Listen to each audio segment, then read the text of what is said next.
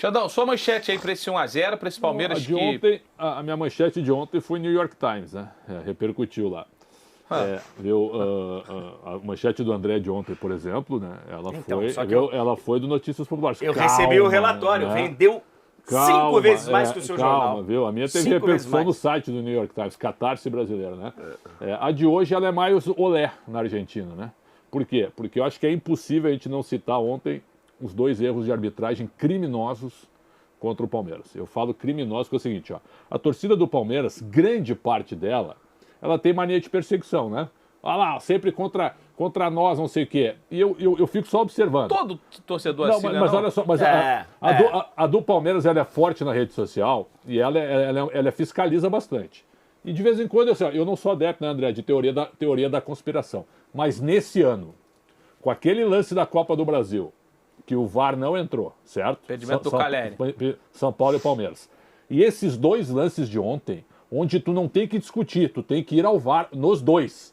Rodrigo Carvalhais de Miranda... O segundo tem discussão pro VAR não chamar. Mas tu achou falta? Eu não achei falta. Achei falta, mas o segundo lance, o gol mal anulado, ele tem elementos pro VAR não entrar.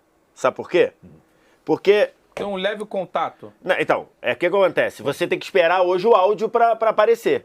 Se o áudio diz assim, Marcelo, o que você marcou? Eu marquei que o Navarro encostou no Mariano. O cara vai olhar lá e vai falar, pô, tem um contato. Eu não acho que foi falta. Eu acho que o Mariano já estava todo desequilibrado. Não houve nada. Então, eu também acho que não houve nada. Eu não acho que não houve nada. Já que o árbitro marcou no campo, se ele narra para ele, o que eu marquei foi que o Navarro deu derrubou coisa encostando. O VAR não é para entrar nesse lance. Não é para entrar nesse lance. Agora, se ele fala assim, o que eu marquei? Marquei que o Navarro deu uma cabeçada no Mariano. Aí o cara fala, não, então peraí, então vem ver que não foi isso. Então assim, pelo protocolo do VAR, tem elementos para não chamar no segundo. O problema é a interpretação. Exatamente. O lance do pênalti é indiscutível. Indiscutível. O pênalti é uma vergonha. O pênalti é uma vergonha. O pênalti é uma vergonha. É uma vergonha não chamar. E o meu amigo Salvo Espino... Eu só acho que você não pode fazer uma manchete dessa, com todo o respeito, discordando, porque aqui Qual foi a manchete? Eu não fiz ainda. Mas você vai falar que... Eu não fiz ainda. O nosso editor do Notícias Populares quer interferir na minha manchete. Você já falou o tema. O cara quer interferir. Te calar. Exatamente, viu? Tu quer interferir no New York Times. Claro. Viu? Linha editorial do Notícias Populares. Dá licença, tu tem que cuidar do teu. Se eu faço parte da equipe, eu vou falar, sua manchete é ruim. Sua manchete é ruim, porque você... O tema é ruim. Você quer falar do VAR hoje, sendo que é um dia de comemoração. Usa o VAR pra fazer manchete de amanhã. Na tua opinião, cuida do teu. Hoje é um dia de comemoração. Comemoração pra ti, eu não sou palmeirense. Eu quero me ater aos fatos. Se tivesse sido prejudicado o time que foi derrotado, aí é uma... Mas hoje é um dia de comemorar. Isso na tua modesta opinião. Lógico. Viu? Aliás, amanhã vai até 12h30, que mesmo que me falaram. Então a tua comemoração vai ficar para trás. Não sei nem se você vem amanhã. Então o que eu quero dizer é o seguinte, viu? O pênalti foi criminoso e para mim o gol anulado também. E aí é o seguinte, eu não sou adepto de teoria da conspiração. Mas a torcida do Palmeiras tem razão nesse ano em reclamar. Foram erros graves contra o Palmeiras, cara. Erra contra todo mundo. Nesse ponto eu ia falar sobre isso, eu concordo. Mas contra o Palmeiras foram erros graves em jogos capitais. É que ganhou ontem e aí esconde um pouquinho. Ganhou, né? Virtual campeão, esconde um pouquinho. Mas a gente não pode deixar passar o lance do pênalti. Foi uma vergonha o lance do pênalti. Foi uma vergonha. Então a minha manchete é o seguinte, pegando a frase do Abel Ferreira, que eu não concordava, mas vale para de hoje. Contra tudo e contra todos. Inclusive aqui no programa. Inclusive aqui no programa. Olha só. Contra tudo e contra todos. Inclusive aqui no programa. Esse discurso eu não gosto. Eu também não gosto. Eu não gosto porque é o seguinte. E critiquei no ano passado quando o Abel para todos os lados e para todo mundo e contra todo mundo. E às vezes não em lances que são tão capitais assim, mas que poderiam gerar uma situação de gol. O cara vai lá, marca uma faltinha. O problema de ontem é que a interpretação... Eu estou com o Vitor Sérgio, do ponto de vista de protocolo, o que o árbitro relatar para o VAR, se tiver ali algum fragmento na imagem que possa sustentar a decisão, ele não vai chamar. Porque de fato o Navarro encosta. Tem um encostão. Mas exatamente. Só que isso não é falta foi nunca. Falta. Não é falta nunca. E o que me nunca. incomoda... O Mariano tá parecendo um bêbado na ladeira. Ele tá parecendo um bêbado na ladeira. Então, o erro é marcar isso no campo. O erro é marcar isso no campo. Esse erro não é do VAR, esse erro é do Marcelo de Lima Henrique. Sim. Esse erro é do Marcelo de Lima Henrique. O erro do pênalti eu acho que é do VAR. Do VAR. E a condução, que é problemática para mim, é a seguinte, é ver o jogo de ontem, por exemplo, e aí o árbitro tem uma situação, né? Porque eu vou aqui relatar, não vou citar especificamente o lance, mas que aconteceu em algumas circunstâncias no jogo de ontem. Tem um bololô dentro da área. A bola sobra pro time atacante, ele, marca a falta. Pô, deixa o jogo acontecer. Ou você vai parar ali, é uma situação que parece que tá sempre querendo deixar o jogo menos interessante, assim, não quer se comprometer. Tem razão. Sabe, não quer se comprometer. E ele não é mau árbitro. 2 anos atrás, ele foi escolhido o melhor árbitro do campeonato. Não, na verdade, ele não foi por causa da idade, que é pior ainda. Não, mas ele não foi no público? Não. O prêmio da CBF, no Brasileiro de 2019, no Brasileiro de 2019, isso daí o pessoal da CBF falou, que o melhor árbitro do campeonato foi o Marcelo Lima Henrique, que não iam premiar ele, porque seria um absurdo mas foi premiar. O melhor. Foi o melhor, mas que deram o prêmio acho que pro Wilton, sei lá, porque premiar um árbitro de 50 anos ia falar, não tem renovação e tudo. Internamente falaram isso, Me parece que o jogo de ontem é aquele jogo de despedida, sabe? O cara mostra que não dá mais. Porque ele passou um pouco. Ele passou. Ontem eu achei que foi muito mal. o jogo de despedida. Então, assim, a minha manchete é uma manchete. Eu não gosto da teoria da conspiração. Mas do jeito que o negócio foi feito ontem, cara... Mas é porque invalida. E o Palmeiras ainda reclama na eliminação da Libertadores de um pênalti sofrido no Rony, do Fernandinho no Rony, que não foi dado também. O Palmeiras tem vários motivos para reclamar durante o ano, como outros clubes também têm. O problema é que você, ao colocar isso na capa do jornal, nós estamos falando aqui de capa do jornal, mas na hora que você valida essa frase, você também acaba validando o Abel em vários discursos que ele não tinha razão. Em vários momentos que ele não teve razão. Ele até chegou a falar que esse campeonato poderia ser decidido não no campo, né? Alguma coisa do tipo, quando ele fala. Mas aí é a teoria da conspiração que eu não concordo. Eu apenas recortei uma frase, certo? Para exemplificar o que aconteceu ontem. Que ontem foi grave, cara. É grave. O pênalti. Tu viste o lance do pênalti? Lógico. O pênalti é gravíssimo, cara. É gravíssimo. E é flagrante pisão dentro da área. Seria a minha capa do jornal de amanhã. Recuperando todos os erros de arbitragem, mostrando se essa frase é verdadeira ou não. Se é realmente um... Eu ia pegar e fazer um levantamento. Hoje eu faria a festa. Mas eu acho que isso, claro... A gente sabe, cara, que o futebol brasileiro hoje, a gente está vivendo um grande momento, eu acho, em termos de expectativa de seleção... um grande momento no continente, em termos de times brasileiros dominância, um grande momento de muito jogador que não está indo para a seleção brasileira e que não vai para a Copa do Mundo, atuando no Brasil, que poderiam estar lá, atuando no Brasil. Porque uma coisa é você debater lá o Martinelli não ir e o Vinícius Júnior, uma coisa é... Outra é você falar, cara, aqui podia ir o Dudu, aqui podia ir o Scarpa, aqui podia ir... Enfim, você tem alguns nomes que podiam ir estando no futebol brasileiro. Então, assim, o futebol brasileiro vive um grande momento. Mas a arbitragem brasileira... eu não gosto de sempre a gente ter que falar de arbitragem. Eu também não gosto. Eu vou dar a minha explicação. Da mesma medida que os árbitros erram lá, e é óbvio que quem está arbitrando, essa é uma condição muito forte, porque tem um poder... Como um árbitro da vida, um juiz. Se o juiz erra uma decisão, tem uma influência muito grande, né? Tô falando a gente sabe bem nesse país aqui. Mas quando a gente está falando do esporte, o peso é menor, porque são muitas decisões o tempo inteiro, sem você poder refletir o tempo inteiro em cima das decisões, como é na justiça, por exemplo. Você não pode nem saber se você errou. Exatamente. Você não tem tempo de refletir, você tem que o tempo inteiro estar decidindo. Mas... assim como os caras erram muito, por exemplo, Mariano errou. Mariano errou. O Hulk errou. O jogador, o Rony perdeu um gol, errou. O juiz ele vai errar na mesma medida, assim, no mesmo volume de erros que erram os jogadores, erra também o árbitro, tá? Um passe que o cara erra, é lógico, tem o peso da decisão, mas só estou colocando aqui uma condição de que todos que estão ali em campo, os 23, eles erram igual. Tem um peso maior ali, tem um lance capital, a gente vai discutir.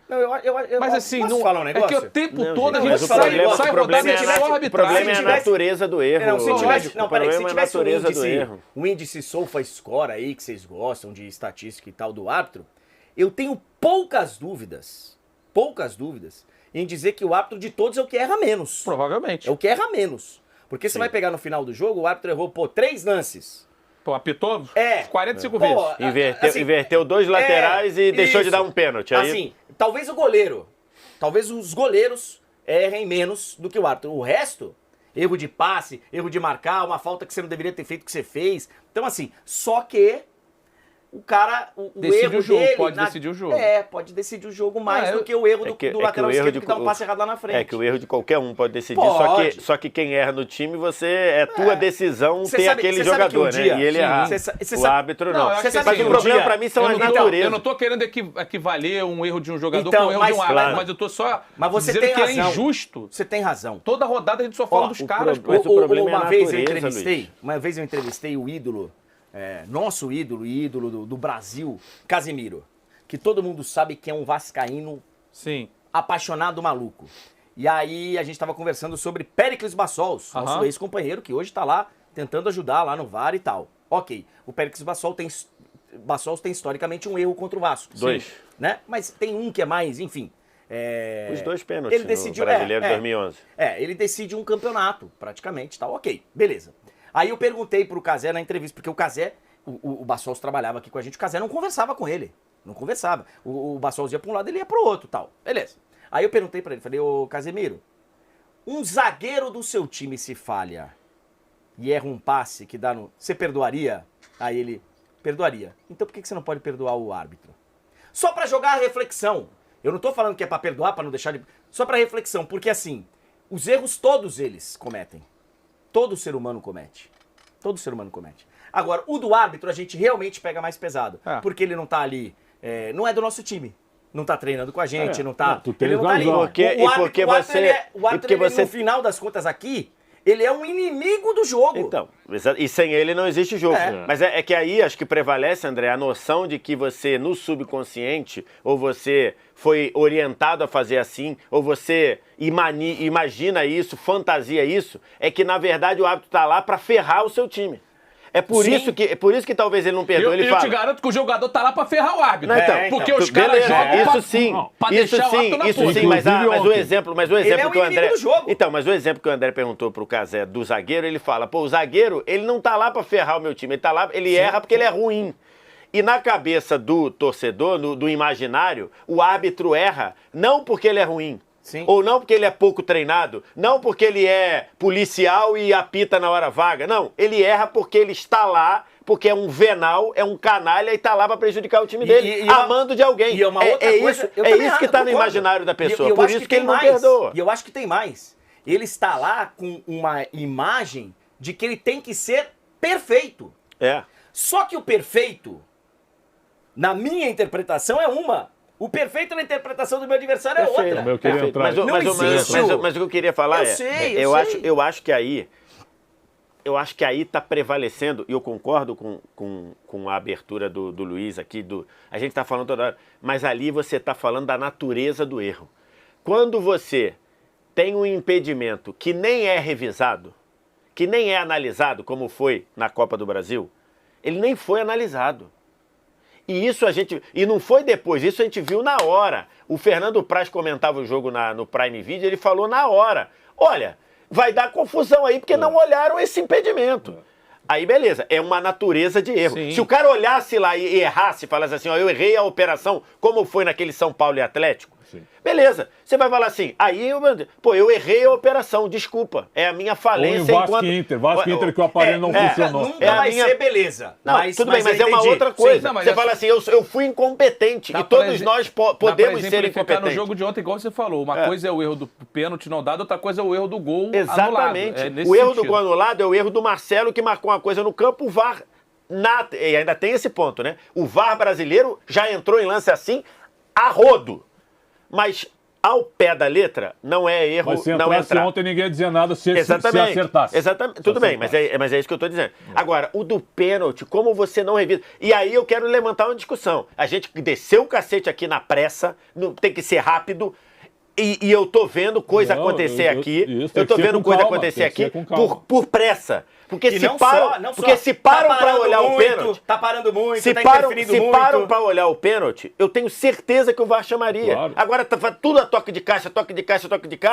Então, assim, é isso, cara. O Palmeiras tem toda a razão para reclamar. porque é um calço claro, evidente, em cima da linha, pelo menos. E passou batido, gente. Não fez falta, poderia ter feito. Claro que poderia. O Atlético poderia ter virado o jogo, poderia ter empatado. Então, assim, o Palmeiras tem. E aí tem do impedimento não marcado do Caleri, não analisado, né? Não marcado não, o impedimento não analisado do Caleri. Tem o pênalti do Fernandinho no Rony, que foi pênalti calço igualzinho a esse. E tem agora esse, assim, são 3 lances de erro muito diferentes. Tudo isso que vocês três disseram, Luiz, eu também não gosto de abrir e falar de arbitragem, mas no momento que a arbitragem, ela está, primeiro, né, sempre sob grande atenção, né, e num momento caótico no futebol brasileiro. Num momento caótico, não sei se tem que fazer investimento, ou tem que orientar, ou tem que reciclar. Né? Esse rapaz não ter entrado ontem no VAR, Rodrigo Carvalhais de Miranda, nesse lance, pô, cara, isso é brincadeira. Ele tem que entrar no Polo Norte por 6 meses, cara. Ficar numa geladeira para ver se ele aprende. Porque é o seguinte, isso aí define muito o campeonato. E aí eu volto àqueles erros crassos. 2005, que eu tava atrás do gol. O erro do Márcio Rezende de Freitas, que não tinha VAR, não tinha nada, certo? Depois, em 2020, que o Flamengo foi campeão, que o Wilton Pereira Sampaio, que já tinha ido ao Mundial da Rússia como VAR, e agora vai ao Mundial, ele simplesmente sonega 2 lances a favor do Inter no lance decisivo contra o Corinthians. Certo? Eu tô citando Márcio Rezende de Freitas, Santos e Botafogo. Aí foi mais culpa do Bandeirinha também, certo? No gol impedido do Túlio. Quer dizer, tem uma série de coisas. Quando esse tipo de coisa acontece, começa a ficar recorrente, que é o que está acontecendo de 2 anos para cá, a arbitragem ela virou um assunto diário, cara. Sim. Porque ela está interferindo no campeonato, infelizmente. Não interferiu nesse jogo porque o Palmeiras ganhou. Mas se tivesse sido 0x0, se tivesse sido 1x1, 0x0, ia estar o caos hoje, cara. Ia estar o caos hoje.